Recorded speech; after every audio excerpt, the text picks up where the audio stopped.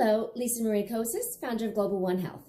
This video is a continuation in the Animal Flow series. In video 15A, I introduced Animal Flow and I referenced 6 components that make up the Animal Flow practice.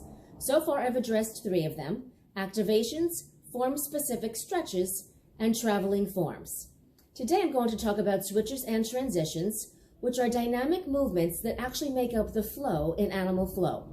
So these transitions can be done connecting one Animal Flow form to another, or they can be done repeatedly as a drill to work on your technique. And again, as always with Animal Flow, you can work on tempo as a component and change your timing to create a different dynamic in the movement. But as always, you want to start out slowly to really own the transition so that you can really get the proper form and technique. So the first transition that we're going to do is going from beast to crab. So when I introduced the traveling form of these, I referenced that you have to really own the activation of the single arm and leg in both positions before you can go into traveling form, right? So if you cannot lift up one hand and the opposite foot, right, then you cannot move into the traveling forms properly with good technique if you can't just lift one arm and limb and stay balanced. So own the activation first before you go into the traveling form. But you will also need to have a good grasp of those single arm and leg activations to actually do the underswitch transition from crab to beast and beast to crab. So let's go ahead and start in crab. So I'm in that seated position. I break this down in that first video. Again, that's 15A. So at this point, you've already been able to do the activation where you're going to lift up one hand and the opposite foot, right? So I'm just going to show you what the transition looks like and then break it down. So if we're going from crab to beast, an underswitch would look like this.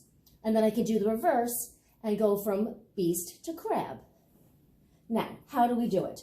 So as I mentioned, you need to be able to lift up one hand and the opposite foot. So I'm going to go ahead and do that now. Now, the transitions, you're not lifting up high off the ground, just enough to clear the floor. So once you've owned that crab position, you lift up one hand and one foot. So in slow motion, I'm going to transition. Now, an underswitch means I transfer underneath my body. So at this point, I want you to look at the down heel.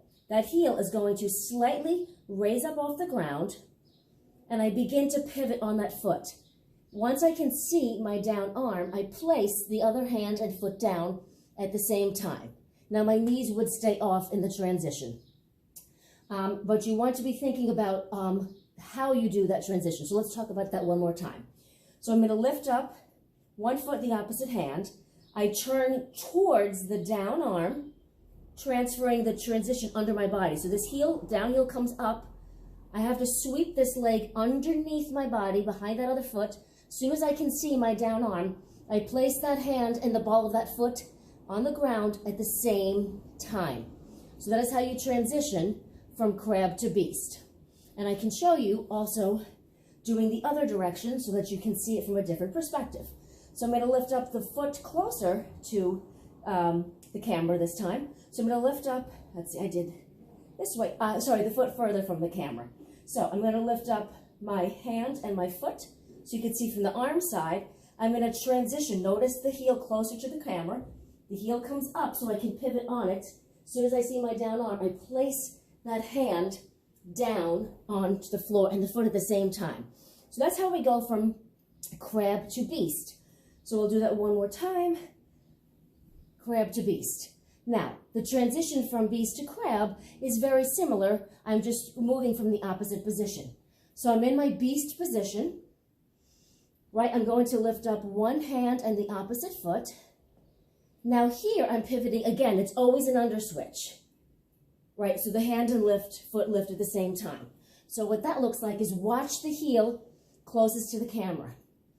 So that's going to be the foot I'm pivoting on. That's the leg that's controlling my position and my transition. I lift up the hand and foot. As soon as my heel drops, notice that heel drop. As soon as the heel hits the ground, that will stop me from continuing to pivot. What I mean by that is if I don't drop the heel, I'm going to overshoot the actual transition. And I'll show you what that would look like. So if I keep the heel up too long, now I'm already kind of past the position I need to finish in.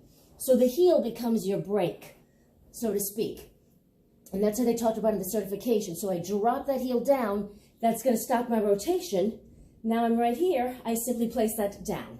Okay, so I'll show you from a different angle. I'm coming from beast. And I'm going to transition from crab. I'll show you here this way so you can see from this side. So now this is my pivot foot. Notice my arm and my leg are close to my body, the front of my body. I'm not making these very big movements, especially if you're going for timing. As you want to increase your tempo, keep it fairly close into the body. Nothing grandiose. So I drop that heel down. That's my break.